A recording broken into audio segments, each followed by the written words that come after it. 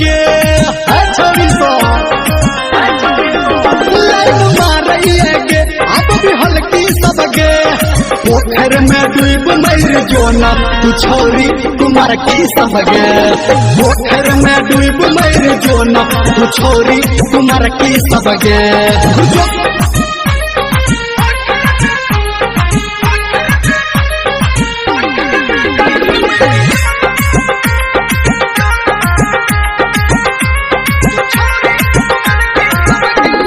नया नया कपड़ा पहिर के हम नया नया कपड़ा पहिर के हम खोजे छी कन्याकुमारी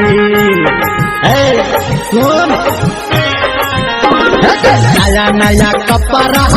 पहिर के हम खोजे छी कन्याकुमारी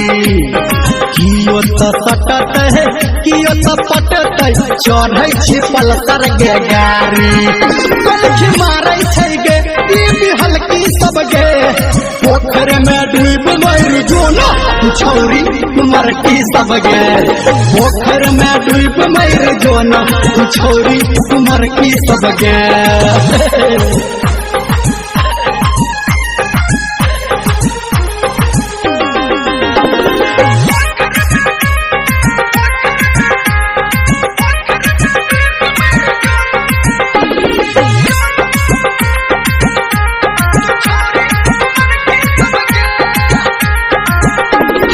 पढ़ल लिखल छी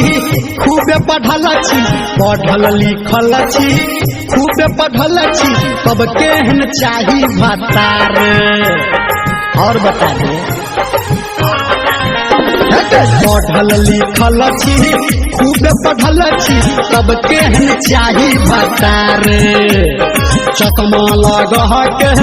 सुरमा लगा के ये सब धर्मेंद्र तैयार मांगे छै गे तू भी हल्की सबगे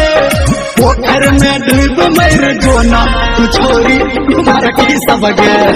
पोखर में डूब मर जोना तू छोरी तुम्हार की सबगे लाइन मारे छै गे अब भी हल्की सबगे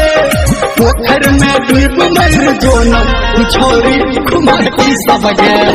पोखर में डूब मर जोना तू छोरी तुम्हार की सबगे।